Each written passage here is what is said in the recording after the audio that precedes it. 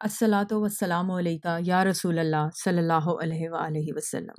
السلام علیکم رحمۃ اللہ وبرکاتہ۔ آج بابا جی نے جس ٹاپک پر بات کی ہے وہ ہے روحانیت اور عاملیت۔ آج کل آپ کو ہر گلی ہر بازار میں ایک آدھ پبلسٹی بورڈ لکھا ہوا نظر آئے گا جس میں پیر صاحب کے نام کے ساتھ بے شمار القابات اور زمین و آسمان کے کلابے ملائے ہوئے ہوتے ہیں کہ جیسے کوئی آخری انسان ہے جو یہ سب کوالٹی رکھتا ہے، اس کے بعد سب ختم ہو جائے گا۔ یہ سراسر خود نمائی ہے۔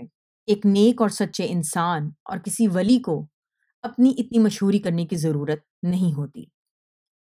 ہر دوسرا بندہ کوئی ایک آدھ چلا کر کے، کوئی ایک جن یا موکل قابو کر کے بیٹھ جاتا ہے، دو تین کرامات دکھائیں اور خود کو روحانی بزرگ مشہور کر دیتا ہے، جبکہ ایسا شخص کوئی ولی نہیں ہوتا بلکہ عامل ہوتا ہے۔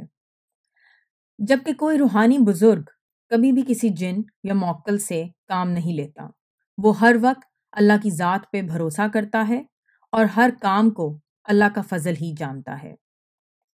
جیسا کہ جب حضرت سلیمان علیہ السلام نے ملکہ بلقیس کو دعوت دی اور اپنے دربار میں پوچھا کہ کون ہے جو ملکہ کے آنے سے پہلے اس کا تخت یہاں لے آئے، تو سب سے طاقتور جن نے کہا کہ مجھ میں اتنی طاقت ہے کہ آپ اپنی جگہ سے اٹھیں اور پھر بیٹھ جائیں، اس دوران تخت آپ کے سامنے ہوگا۔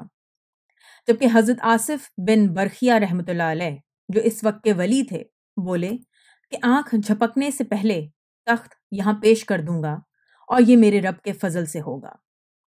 ثابت ہوا کہ جو اپنی طاقت پہ بھروسہ کرے وہ ہرگز ولی نہ ہے، اور جو اللہ کے فضل کو شامل حال رکھے وہی اصل ولی کی پہچان ہے۔ ولایت کرامت دکھانے کا نہیں بلکہ استقامت دکھانے کا نام ہے، اور ولی کی یہ شان ہے کہ وہ اللہ کی ذات کے سوا کسی پہ بھروسہ نہیں کرتا، جبکہ ایک عامل اپنے پاس موجود جنات اور موکلات کی طاقت پہ بھروسہ کرتا ہے۔ یہی فرق ہے سچ اور جھوٹ میں کہ ایک عامل جو خود کو ولی کہتا ہے وہ دنیا میں اپنی مشہوری کے لیے 100 جتن کرتا ہے، جبکہ مرنے کے بعد اس کی قبر کا بھی علم نہیں ہوتا کہ کہاں ہے۔ اس کے برعکس ایک اللہ کا ولی اپنی زندگی میں لوگوں سے چھپتا پھرتا ہے کہ کوئی اسے پہچان نہ لے، جبکہ انتقال کے بعد اللہ اپنے کرم سے اس کی قبر کو اندر سے بھی روشن کرتا ہے اور رہتی دنیا تک وہاں چراغاں کیا جاتا ہے۔ آج کل لوگ بنا ناپ تول کے تقلید میں بیعت کرتے ہیں، جبکہ کسی بزرگ نے کہا ہے کہ پانی پیو پن کے، مرشد پڑھو چن کے۔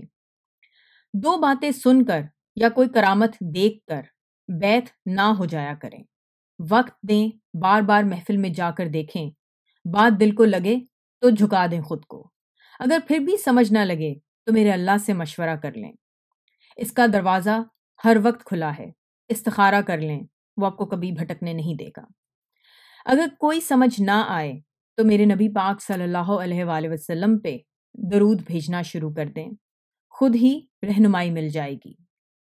لیکن خدارا غلط چناؤ کر کے خود کو بے راہ روی کا شکار مت ہونے دیں۔